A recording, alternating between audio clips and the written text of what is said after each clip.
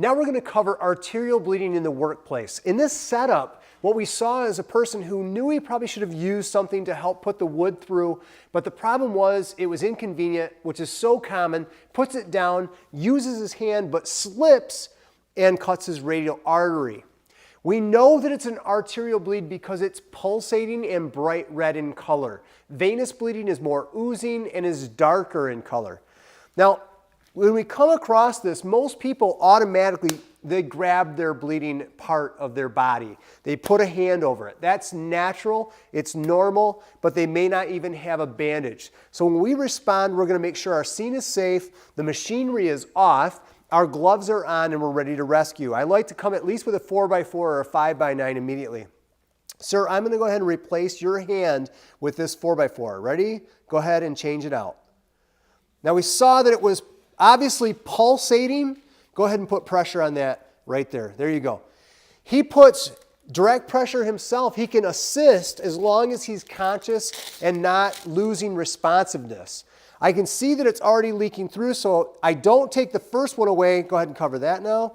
And I put a second one on there. He puts firm pressure.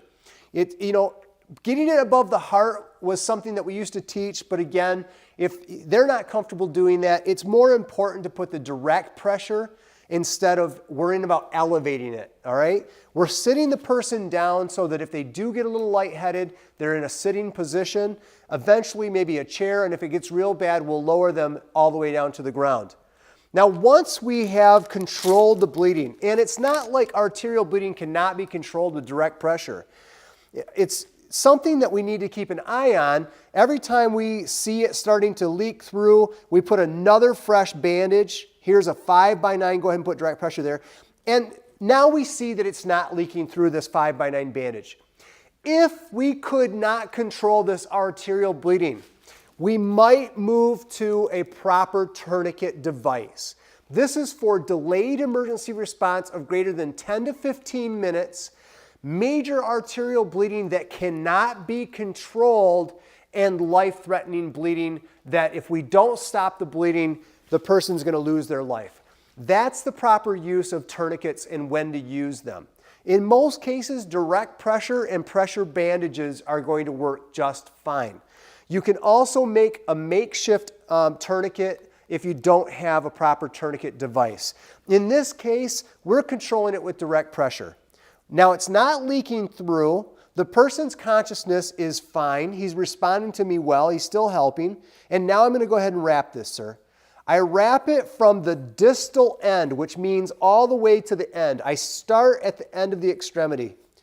I'm using an ACE wrap to hold pressure with this, so it could actually work like a tourniquet by accident. Not my point. And I'm going to show you how to check to make sure we're not causing a tourniquet in just a minute. But I'm able to wrap that pad in place. Look if I need a little extra pressure once I get over the wound itself, I do a little twist. Then I come back around, another little twist straight over it, and now I can finish out that bandage. And now I just tuck the end into the actual ACE wrap to hold it there. Now, I want to check nail beds. I squeeze the nail bed and look at this. You can see that when I pinch the nail bed and it blanches white and then I let it go, it only takes like 1 to maybe 2 seconds to refill with blood. That's what tells me this is not so tight that it's cutting off circulation, but it's tight enough that it's holding direct pressure and keeping the arterial bleeding from still losing a certain amount of blood. So this is a great bandage. Now we can decide whether we're going to transport this patient to the emergency room by private vehicle or whether we need to activate EMS. At the point that this person started to lose consciousness or show signs of shock like cool, pale, sweaty skin, decreased level of consciousness, or I could not get this bleeding to stop and they were losing a large amount, that's when I activate EMS by calling 911 and get help on the way and treat the patient for shock or any other life-threatening conditions.